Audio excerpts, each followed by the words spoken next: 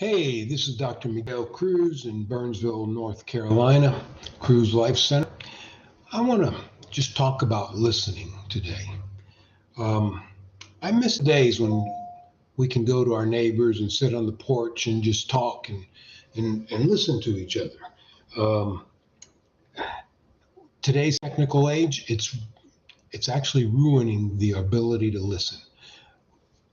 People are on their phones. The young kids, I understand, are not even talking to each other. They're sitting next to each other, but yet they're texting messages back and forth to each other rather than actually talking. So it's disturbing. There's a lot of psychological evidence out there that's saying that it's disturbing.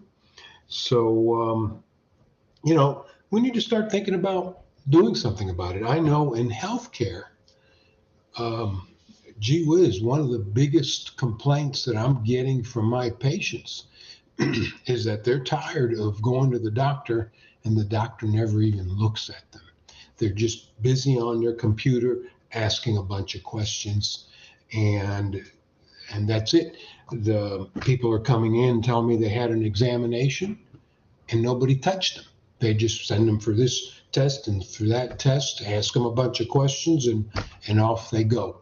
So it's very very disturbing, to say the least. I know in healthcare that is one of the reasons that I'm getting a lot of my new patients. They're just saying, I'm tired of these doctors that aren't listening to me. And one of the things I do in my office is when I walk in, I introduce myself, go through the cordial formalities, I put all my paperwork down, and I sit in front of them and I say, "Tell me what's going on." And I listen and I ask questions. And then when we're done, and I ask them, "Is there anything else you can tell me?"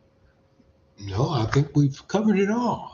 I want to make sure that they know that they've been heard. Then I go back and I start writing and I start confirming some of the things that they told me to make sure I've got all my facts straight. And that right there has been a big boost. People appreciate that so very much. And on a personal note, I can tell you with your own personal relationships that you have with friends and family members, listening is probably one of the best things you can do. If you're married, hey, I know you need to listen to your spouse. That's a big complaint I understand is when people get divorces because they're not listening to each other anymore. I know Lisa had a younger sister. Rest in peace. She's not with us anymore. She passed on from medical errors, unfortunately. But she I was told, and she would tell me that she really appreciated the fact that I listened to her.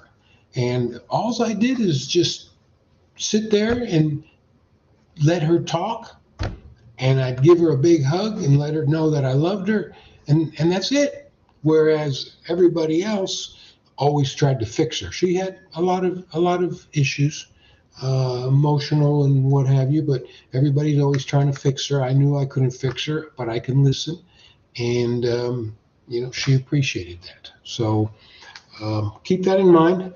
Don't try to fix everybody. Listen. Next time your neighbor runs by the house, invite them over, sit on the porch for a little glass of iced tea together and relax. And I think you'll find that life can actually get better. So that's it for now. God bless. Miguel Cruz, Burnsville, North Carolina.